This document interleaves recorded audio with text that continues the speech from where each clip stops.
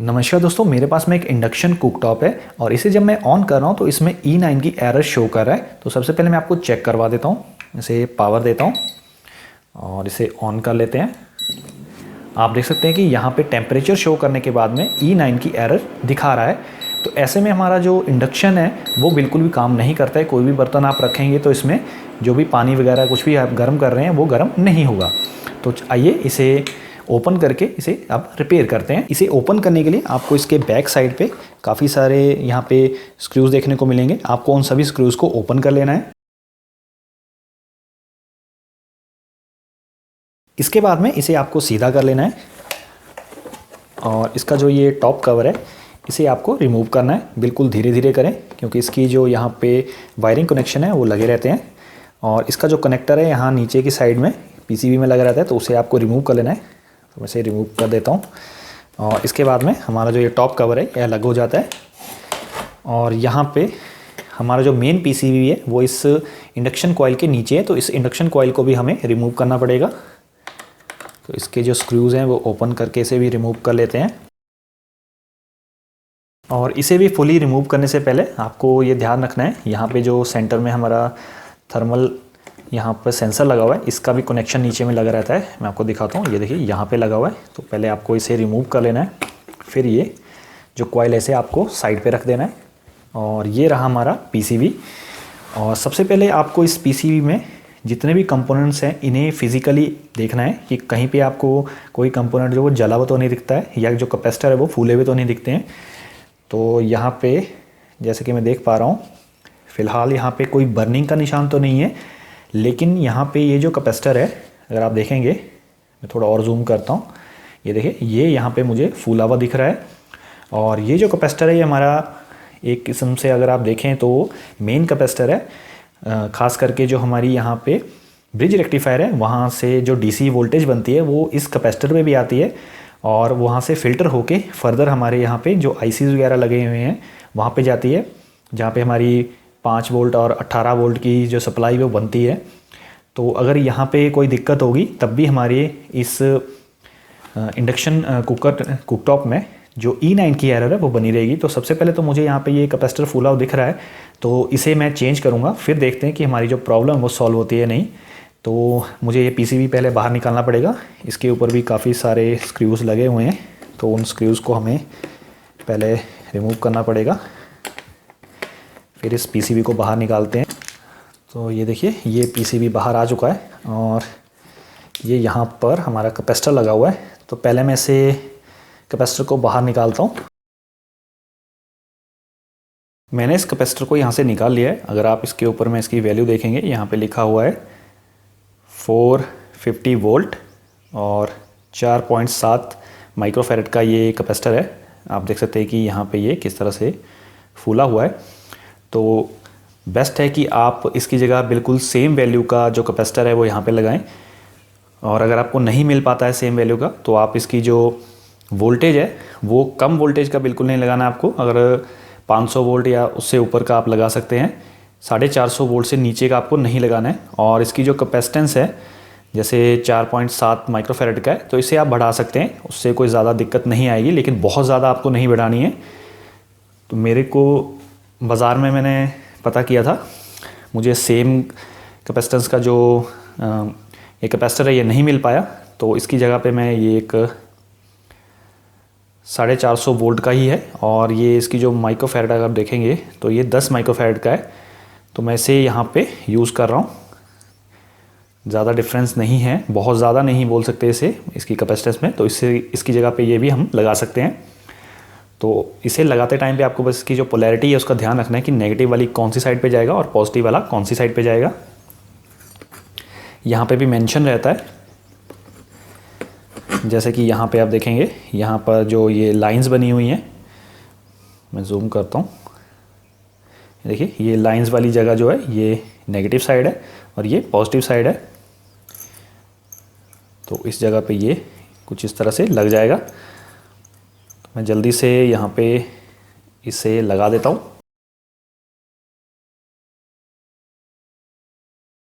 मैंने इस new capacitor को यहाँ पे लगा दिया है। अब हम इस इंडक्शन कुकटॉप को दोबारा से ऑन करके देखते हैं कि हमारी जो प्रॉब्लम वो सॉल्व हुई है या नहीं। तो मैं इसके कनेक्शन यहाँ पे कर देता हूँ और इसे मैं पावर देता हूँ, इसे ऑन कर लेते हैं। आप देख सकते हैं कि अभी भी इसमें E9 की एरर शो कर रहा है, तो इसका मतलब ये है कि हमारी जो प्रॉब्लम है वो अभी सॉल्व नहीं हुई है, इसमें कोई और दिक्कत भी है। तो मैं इसे ओपन करता हूँ और इसे हम फर्दर चेक करेंगे। ज़्यादातर केसेस में जो E9 की एरर है वो इस सेक्शन से देखी जाती है, जहाँ पे हमारा IGBT और हमारा जो ब्रिज रेक्टिफायर है वो लगा रहता है।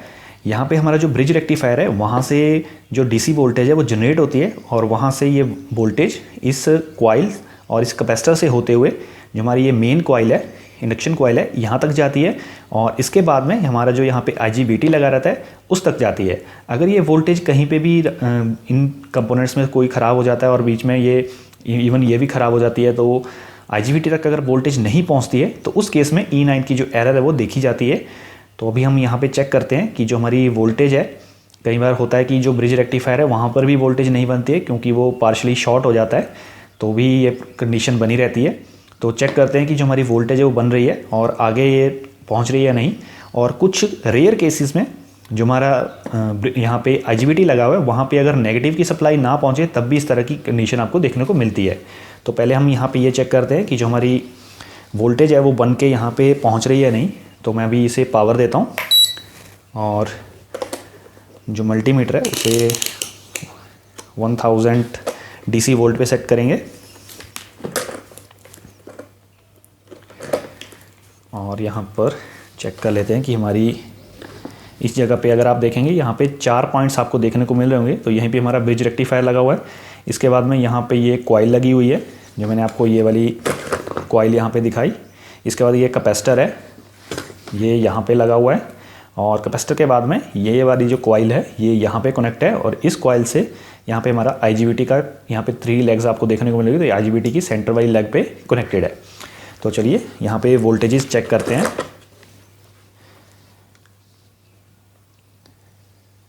तो आप देख सकते हैं कि यहाँ पे प्रॉपर DC वोल्टेज बन रही है 213 और इसके बाद में ये हमारी कॉइल है, यहाँ पे कॉइल की फर्स्ट लेग पे वोल्टेज आ रही है और ये देखिए दूसरी लेग पे कॉइल की आउटपुट पे कोई भी वोल्टेज नहीं है। अब हम यहाँ पे भी चेक कर लेते हैं इस इंडक्शन कॉइल में प्रॉपर वोल्टेज आ रही है नहीं, ये देखिए कोई वोल्टेज यहाँ पे शो नहीं कर रहा है। तो इसका मतलब ये है कि जो हमारी ये कॉइल है इस कॉइल के बाद में यहाँ पे कोई भी वोल्टेज नहीं है। और जैसा कि मैंने आपको इस कैपेसिटर को यहाँ से चेंज करके दिखाया था, तो इस कैपेसिटर पे भी मैं आपको वोल्टेज चेक करवा देता हूँ क्योंकि सेम वोल्टेज आपको यहाँ पे इस कैपेसिटर पे भी देखने को मिलती है। ये देखिए यहाँ पे हमें प्रॉपर वोल्टेज मिल रही है, 322 वोल्टेज मिल रही है जो कि बूस्ट होकर के यहाँ पे वोल्टेज आती है। लेकिन यहाँ पर जो कॉइल है इस पे हमें 212 वोल्टेज मिल रही है यहाँ पे कॉइल पे और कॉइल के आउटपुट पे कोई वोल्टेज नहीं है। तो मुझे यहाँ पे ये देखना पड़ेगा ये कॉइल सही है या नहीं। तो पहले मैं और इसकी पावर ऑफ कर लेता हूँ। ये देखिए यहाँ पे जो कॉइल है, मैं थोड़ा जूम करता हूँ, ये देखिए कॉइल का जो यहाँ से पॉइंट है, ये देखिए ये टर्मिनल ही टूटा हुआ है। तो इसे देखते हैं, देखिए पूरी तरह से ये टर्मिनल टूट चुका है और इसे कनेक्ट करने का कोई तरीका नहीं है डायरेक्टली। तो मैं इसकी वायर को यहाँ से थोड़ा स्ट्रिप करता हूँ और इनमें पॉइंट बना रहता है, 2 पॉइंट्स रहते हैं, आप यूज़ कर सकते हैं। बैक साइड पे देखिए ये, एक मिनट, ये देखिए ये कॉइल यहाँ पे जुड़ी हुई है, यहाँ पे ना लगाते हुए अगर इस जगह पे भी मैं इसे कनेक्ट कर देता हूँ तो भी हमारा काम चल जाएगा। लेकिन ये वाला पॉइंट हमें यहीं पे कनेक्ट करना है, तो वो कुछ इस जगह पे मुझे ये कॉइल लगानी पड़ेगी। तो मैं इसे एडजस्ट करके लगाता हूँ। चलिए देखते हैं। अच्छा ये वाला पॉइंट यहाँ पे, ये वाला टूटा हुआ है हमारा, तो इस जगह पे ये पॉइंट लग जाएगा। तो इसकी जो टर्न्स है वो आपको नहीं छेड़नी है। अगर आपको ये आफ्टर मार्केट कहीं से मिल जाती है, कई बार ब्रोकन PCB से भी इनको निकाल के बेचा जाता है, तो अगर आपको मिल जाती है तो वो लगा दें आप, वरना इसके जो टर्न्स है वो आपको बिल्कुल भी कम नहीं करने हैं। तो मैं इसे यहाँ से कट करके नीचे लगा दूँगा और ये शोल्डर तभी होगी, इसके ऊपर में इंसुलेशन की एक लेयर लगी रहती है, आपको इसे थोड़ा स्ट्रिप करना पड़ेगा तभी इसके ऊपर में शोल्डरिंग हो पाएगी। मैंने इस कॉइल की दूसरी लेग को तैयार कर दिया है। पहले ये कुछ इस जगह से बाहर को निकली हुई थी, मैंने इसे अंदर से निकालते हुए यहाँ पे लगा दिया है। और इनके बीच का जो डिस्टेंस है वो यहाँ पे जो मैंने आपको बताया था कि एक और होल है, मैंने उसे भी ओपन कर दिया। इसके अकॉर्डिंग मैंने रखा हुआ है, मैं आपको दिखा भी देता हूँ। ये देखिए, ये प्रॉपर यहाँ पे फिट हो रही है। पहले ये यहाँ पे लगी हुई थी, लेकिन मैंने इस वाले को नहीं यहाँ पर कुछ भी किया है और इस वाले को होल को मैंने ओपन कर दिया है। तो अब मुझे जस्ट इसे यहाँ पे लगा देना है।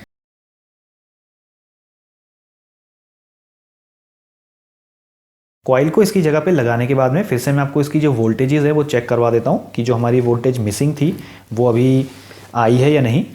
तो मैं इसे पावर दे देता हूँ और यहाँ पे हम वोल्टेज चेक कर लेते हैं।